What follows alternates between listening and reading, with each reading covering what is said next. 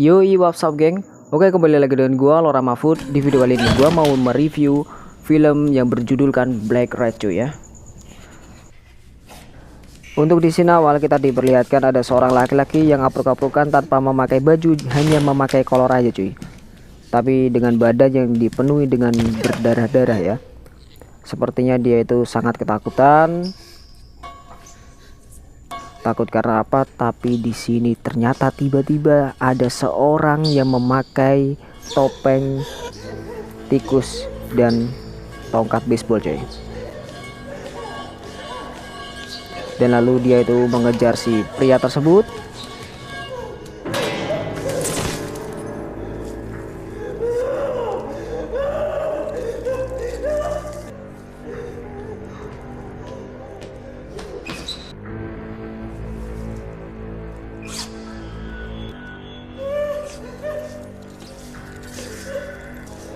Karena di sini udah merasa dia itu terpojok dan mau lari kemana itu nggak bisa cuy. Akhirnya dia itu mau di fatality dan film pun baru dimulai.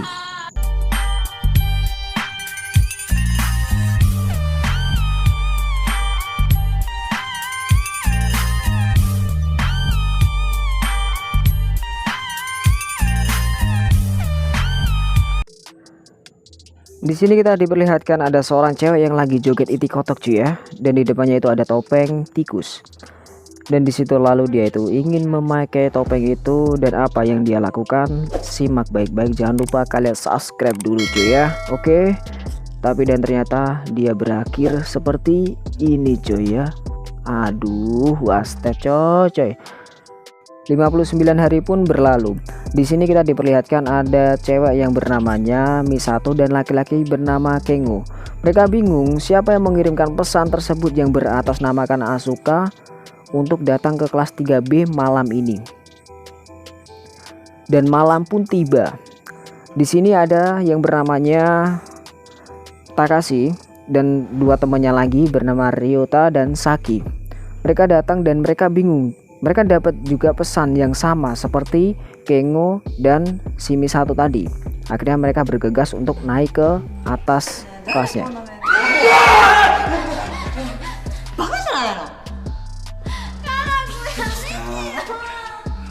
Sesampainya di kelas, mereka tuh bingung siapa yang mengirimkan pesan tersebut gitu. Dan padahal si Asuka itu udah meninggal cuy. Jadi gitu. Dan tiba-tiba ini ada seseorang yang membuka pintu. Dan ternyata adalah wanita yang memakai topeng tikus. Pas ditanyakan Kengo itu kemana, dan dia itu menunjukkan bahwasanya Kengo ini habis dianiaya cuy, sampai berdarah-darah cuy. Setelah melihat Kengo seperti ini, mereka pun jadi ketakutan cuy. Ketika mereka jadi ketakutan, lalu tiba-tiba ada tulisan yang bertuliskan aku akan membunuh kalian. Dan seperti biasa dia langsung memakai tongkat baseballnya, dan di belakangnya itu ada tulisan nama-nama teman-temannya yang akan dibunuh nanti cuy. Dan pertarungan pun solo versus squad dimulai.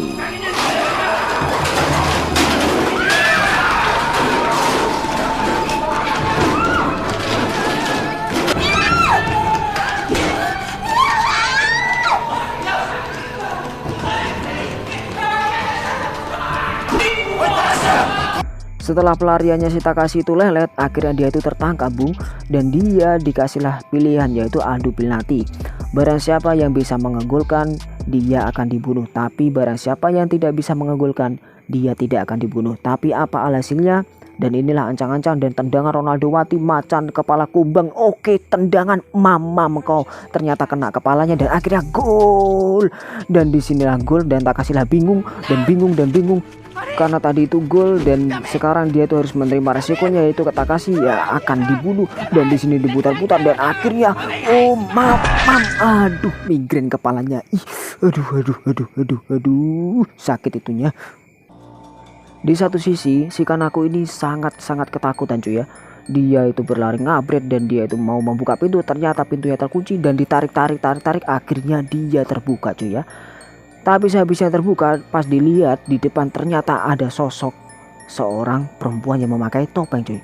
Ketika dia itu mau berlari lagi, ternyata di depannya itu ada lagi ini jurus Hokage keempat itu sangatlah berguna coy ya. Bener-bener ini muridnya coy kayaknya. Tapi setelah dia itu bingung untuk mencari jalan keluar, dan akhirnya dia itu dikejar dan dikejar, dan dia itu akhirnya terpojok, dan disinilah dia itu meriang badannya karena kena setrum. Di sisi lain, si Misato mendatangi kelas 3B sesuai anjuran emailnya si Asuka. Karena dia itu udah datang di kelas 3B, kok sepi anjir gitu kan. Akhirnya dia itu melihat di papanya itu ada tulisan nama teman-temannya, dan dia juga coy. Tapi dirasa dia itu sepi dan ada tulisan si Kengo itu dicoret coy. Dia itu merasa aneh ya kan. Lalu tiba-tiba dia itu menemukan ada percikan darah, dan dia itu mendekati. Oh ternyata dia menemukan sesuatu, yaitu berupa handphonenya si Kengo. Siapa tahu Kengo itu udah datang di sini, dan akhirnya dia itu datanglah ke atap ya untuk mencari si Kengo ini tersebut ya kan. Di sisi lain si Kinako ternyata udah diikat coy, dan dia itu sangat bingung dan ketakutan ya kan, karena di belakangnya dia itu ada si penculik tadi, ataupun cewek yang memakai topeng tikus tadi ya. Karena si cewek itu semakin mengancam dan mengancam, dia itu lalu membawa satu pisau coy. Dan diapain kah? Ternyata itu sangat pedih, seperti mulas. Dan akhirnya dia itu mengasihkan tantangan, yaitu karaoke coy. Barang siapa dia itu bisa mencapai 100 poinnya, dia akan dibebaskan dan tidak akan dibunuh, dan sempurna ya kan untuk masalah penilaiannya. Tapi kalau dia itu nggak bisa mencapai 100 poinnya, dia akan dibunuh coy. Jadi disinilah dimulai karaoke-nya coy. Karena dia itu tidak bisa menyanyi dan suaranya pun seperti seng diseret, akhirnya dia pun memaksakan dirinya seminimal mungkin ya kan. Habis itu, dan inilah penilaiannya, apakah yang terjadi, dan ternyata nilainya 52. Karena itu nilainya 52, dan jadi dia harus bersiap-siap untuk di fatality coy. Ketika dia itu udah mau di fatality, dan dia akhirnya bingung, dan disinilah rasanya meriang badannya. Di sisi lain, si Ryota sama si Saki udah mempersiapkan toka zilongnya untuk mengajak Baiwan si arwah Asuka ya. Karena dia itu udah mencari dan menemukannya, si Saki akhirnya disuruh pergi duluan untuk tidak mengganggunya.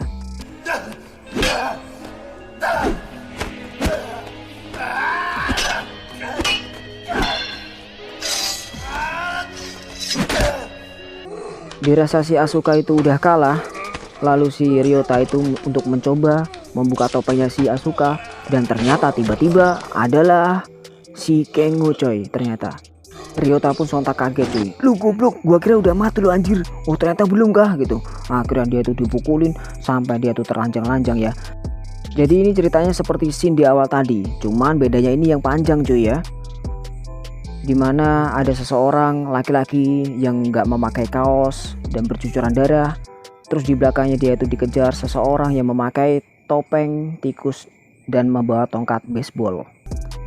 Kenapa Kengo itu masih bisa hidup? Karena dia itu mengeprank teman-temannya, dan dia itu bekerja sama perempuan yang memakai topeng tadi pas di kelas 3B tadi ya guys ya.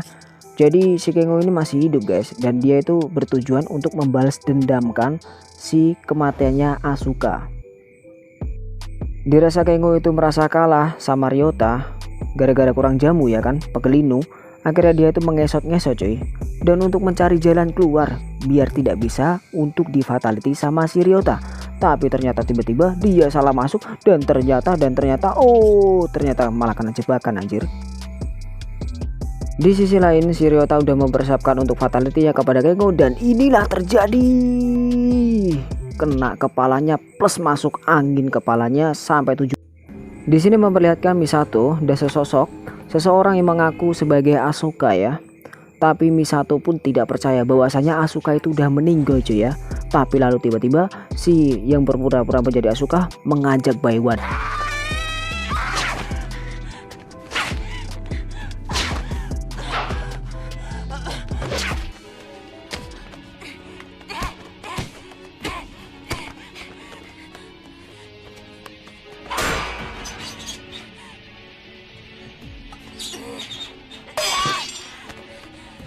Dirasa Misato itu akan kalah melawan Asuka KW, lalu dia itu kabur untuk meninggalkan arena pertempuran.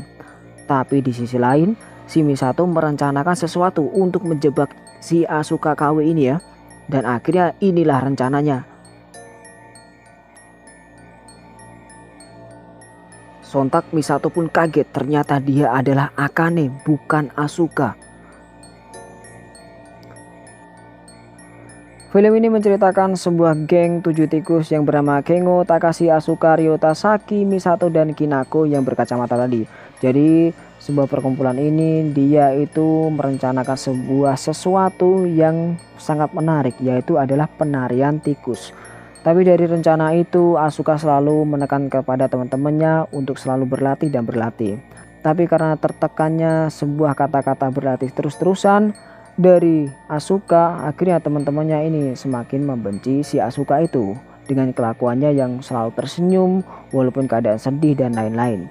Nah, di ketika seperti itu, karena dia itu dijauhin teman-temannya, Asuka pun mengurungkan dirinya ke atas gedung. Ketika di atas gedung, disitulah dia itu mengakhiri hidupnya karena dep. Di sini ada gadis yang bernama Akane yang terbunuh tadi. Dia menceritakan bahwasanya dia mau berbalas dendam kepada teman-temannya Asuka yang telah membikinkan dia itu depresi yang sangat hebat. Dan dia ingin bekerja sama si Kengo untuk berbalas dendam di malam nanti. Oke, jadi seperti itu. Di sisi lain kita dilihatkan Kengo yang lagi terkapar karena sering difatality sama si Ryota. Tapi karena sering difatality dan si Saki melihat ya kan, dikira ini si pelakunya dari teror tersebut, akhirnya dia itu menusuk dan sampai mules ya kan, sampai mules. Dan akhirnya pun dia itu memperlihatkan bahwasanya ini gua anjir Ryota, kenapa lu tusuk ya, jadi seperti itu. Nah akhirnya pun dia sontak dan kaget dan lari coy. Ketika dia itu lari, ternyata di depannya udah dihadang sama si Asuka KW lagi. Jadi seperti itu. Nah seperti itu dia itu bingung mau lari kemana lagi, dan akhirnya dia itu menyesali semua perbuatannya yang dulu pernah membuang topengnya dan pernah menendang topengnya, dan senyumnya membuat dia itu risih. Tapi tiba-tiba dia merasakan bahwasanya Asuka ini bukanlah asli. Maka disinilah dia mempersiapkan dirinya untuk melawan si Asuka KW ini ya cuy ya. Jadi Baiwan pun dimulai cuy.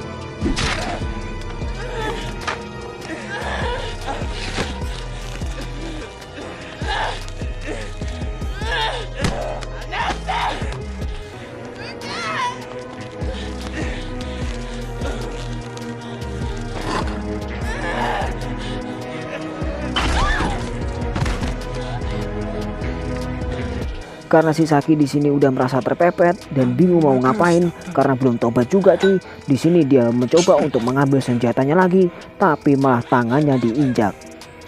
Dan akhirnya pun dia bersiap-siap untuk di-fatality. Oh no. Dirasa Ryota ini udah menang, lalu dia itu bergegas untuk pergi meninggalkan sekolahannya. Tapi sebelumnya dia itu harus menaiki motor kreditannya cuy ya. Tapi sebelum dia itu menaiki motor kreditannya, di sini dia langsung mengekor dan langsung mengekor.